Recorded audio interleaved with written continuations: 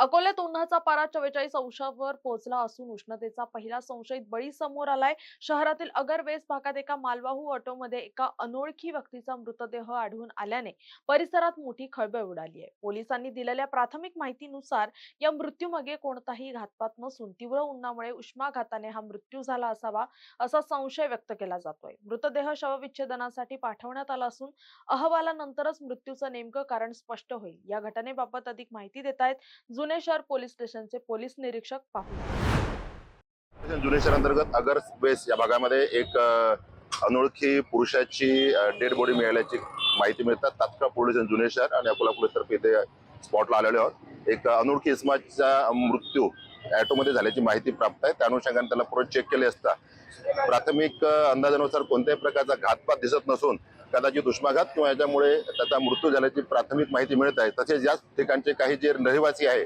त्यांच्या म्हणण्यानुसार सदर व्यक्ती हा सकाळी इथे फिरताना मिळाला, तरीही संबंधित मृत व्यक्तीला जीएमसी येथे पुढील कारवाईस तो पाठवण्यात येत असून पोस्टमॉर्टम झाल्यानंतर आणखी सविस्तरपणे पोलीस तपासामध्ये निष्पन्न होईल.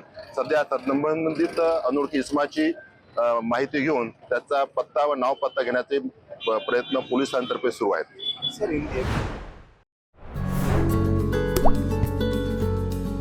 आता जोकासु एसटीपी या अत्याधुनिक जॅपनीज तंत्रज्ञानाने सुसज्ज quick installation, energy efficient, noiseless blowers, low maintenance या आणि अशा वैशिष्ट्यांनी परिपूर्ण जोकासु एसटीपी तंत्रज्ञान प्रकल्प उभारणीपासून ते विक्री पश्चात समाधानकारक सेवा देणारी, भारताबरोबरच परदेशात देखील प्रकल्पांची यशस्वी उभारणी करणारी company Deccan water treatment private limited.